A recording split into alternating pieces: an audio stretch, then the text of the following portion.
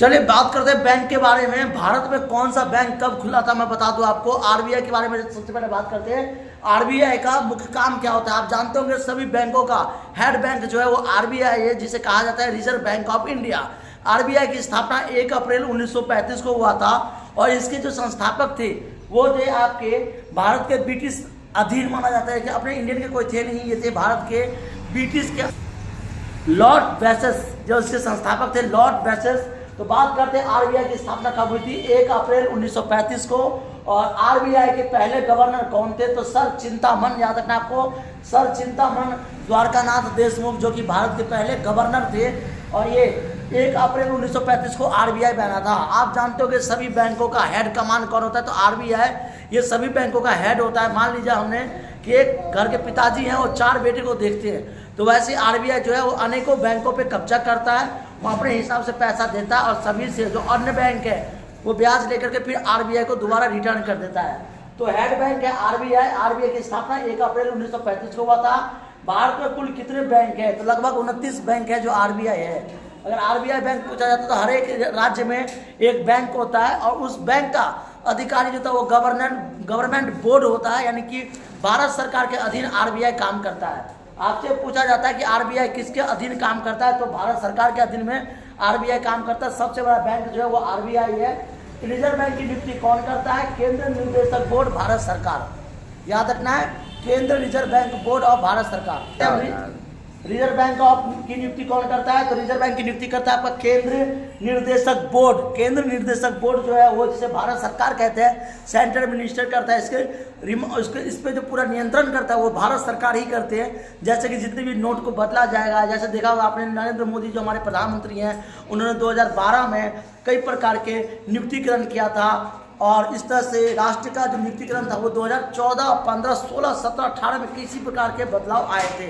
तो 2000 जो है नोट है, 2000 का नोट या 500 का नोट या 1000 का नोट, इसका नियुक्ति जो करता है वो आरबीआई ही करता है, रिजर्व बैंक ऑफ इंडिया। और सभी बैंकों का नियुक्तिकरण रिजर्व बैंक जो है भारत सरकार के अधीन ही कार्य करता है। आरबीआई का मुख्य काम क्या है, तो आरबीआई का मुख्य काम जो है वो है बैंकों नोटों का निर्माण करना, नियुक्ति करना, भारत में मौद्रिक स्थापित प्राप्त करना, याद रखना आपको, दृष्टि से प्रारंभिक निधि रखना और सामान्य देश के हित की मुद्रा को ऋण प्रणाली प्रचित करना, यह आरबीआई का मुख्य काम है।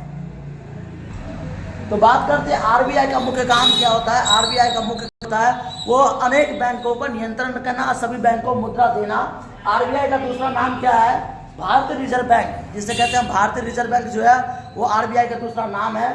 भारत में कुल कितने प्रकार के बैंक है, लगभग 8 प्रकार के बैंक है। वित्त बैंक, खाद्य मंत्र, ऋण बैंक, वित्त बैंक, खाद्य बैंक, प्राइवेट सेक्टर का बैंक हो गया या निजी क्षेत्र का बैंक हो गया, सरकारी क्षेत्र का बैंक हो गया, ये सभी अलग अलग प्रकार के बैंक है। जैसे आप जानते होंगे एचडीएफसी बैंक में 10,000 रुपये आपके पास होना चाहिए तभी आप खाता खोल सकते हो। अगर आपके पास 10,000 रुपये नहीं है तो आप एचडीएफसी बैंक में नहीं खोल सकते हो। रईसों का बैंक कहलाता है ये, अमीर आदमी का बैंक अगर पूछता है आपसे कोई तो वो एचडीएफसी बैंक कहलाता है। वैसे भारत में कई प्रकार के बैंक है, देना बैंक, विजय बैंक, लेना बैंक, अनेक प्रकार के बैंक है। इन बैंकों का अलग अलग राष्ट्रीयकरण किया गया था। 14 बैंकों का राष्ट्रीयकरण श्रीमती इंदिरा गांधी ने किया था। आपसे पूछा जाता है कि श्रीमती इंदिरा गांधी द्वारा कितने बैंकों का राष्ट्रीयकरण किया गया था, तो 14 बैंकों का राष्ट्रीयकरण श्रीमती इंदिरा गांधी द्वारा किया गया था। तो भारत सरकार का पहला विश्व बैंक क्या है, तो बैंक ऑफ इंडिया है, जिसे कहते हैं पहला बैंक जो था भारत का।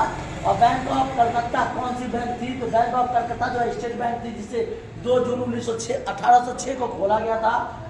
वर्ल्ड बैंक का दूसरा नाम क्या है, अंतर्राष्ट्रीय पुनर्निर्माण और विकास बैंक है, जिसे कि वर्ल्ड बैंक कहा जाता है। वर्ल्ड बैंक का मुख्यालय कहाँ पे है, तो स्विट्जरलैंड में आपका याद रखना है। जिसे स्विस बैंक में वर्ल्ड बैंक होता है। वर्ल्ड बैंक का कोई नॉमिनेस नहीं होता है। वर्ल्ड बैंक में सभी लोग पैसे अपने जमा करते हैं। ब्लैक मनी को अगर कहाँ जमा करते हैं तो स्विस बैंक में। ये बैंक है जो स्विस बैंक में, जैसे ब्लैक मनी का कोई नॉमिनेस नहीं होता है। जितने भी नेता लोग होते हैं, चोर लोग होते हैं, अरबों रुपए का, लाखों रुपए का घोटाला करते हैं और वो वर्ल्ड बैंक में पैसा रखते हैं। उसके बाद इनका कोई नॉमिनेस नहीं होता है, कोई इनका जो है संस्थापक नहीं होता है। सिर्फ एक ही व्यक्ति होता है जो कि जमा करता है, जो जमा रखता है वहाँ पे। तो बात करते हैं विश्व बैंक का मुख्यालय कहाँ पे, स्विट्जरलैंड के अंदर जेनेवा में। विश्व बैंक कहाँ स्थित है, लगभग 189 देशों में विश्व बैंक स्थित है और इसका मुख्यालय अमेरिका के अंदर में भी है। यानी कि वर्ल्ड बैंक का जेनेवा में भी है और अमेरिका के अंदर में भी इसकी स्थापना की गई है। नेताओं का अन्य बिजनेस या बिजनेसमैन या अपने काला धन को किस बैंक में रखते हैं? तो स्विस बैंक में रखते हैं, जिसे स्विस बैंक कहते हैं। तो ब्लैक मनी को जानते होंगे कहाँ रखते हैं? स्विस बैंक के अंदर में। काला धन जिसे कहा जाता है, ब्लैक मनी का कोई इंचार्ज या कोई ऋणदाता नहीं होता है। और विश्व बैंक का जो है ब्लैक मनी कहाँ पर रखा जाता है? तो स्विस बैंक में। भारत में कुल कितने बैंक हैं? तो अगर सही उत्तर देखें तो 12 बैंक। तो बात करते हैं कि भारत में कुल कितने बैंक है? तो 12 बैंक है। 12 ऋण देने वाला बैंक है, और सार्वजनिक क्षेत्र में 12 बैंक है, निजी क्षेत्र में 22 बैंक है। तो आप देख सकते हैं निजी क्षेत्र में 22 बैंक है, 44 विदेशी बैंक है, ग्रामीण 56 बैंक है, सरकारी क्षेत्र में 1485 बैंक है। उसके बाद आपका जो है वो ग्रामीण शहरी क्षेत्र में 96,000 बैंक है। यानी टोटल जो है अगर बात करते हैं हम, भारत में लगभग 1 लाख प्रकार के बैंक है। और ये सभी बैंक जो है अलग अलग स्टेट में अलग अलग नामों से भी खोला जाता है। देना बैंक, पंजाब नेशनल बैंक जानते होंगे आप, और उसका भारतीय स्टेट बैंक, और ये national cooperative bank, cooperative bank, विभिन्न प्रकार के बैंक है। Yes bank. ये बैंकों का राष्ट्रीयकरण जो है 14 बैंकों का राष्ट्रीयकरण श्रीमती इंदिरा गांधी द्वारा किया गया था। भारत में सभी बैंकों का राष्ट्रीयकरण जो है वो इंदिरा गांधी के द्वारा लगभग किया गया है। और ये इंदिरा गांधी ने सभी बैंकों को आपस में जोड़ दिया ताकि कोई भी व्यक्ति से फ्रॉडबाजी ना कर सके। जब भी आप पैसा जमा करते तो बैंक में करते हो, बैंक से हमें लाभ प्राप्त क्या होता है कि मौद्रिक नीति में भी अलग अलग प्रकार के सुधार होते हैं। कुछ हमें ब्याज मिलता है, कुछ जमा पूंजी मिलती है। Thank you. जय हिंद, जय भारत।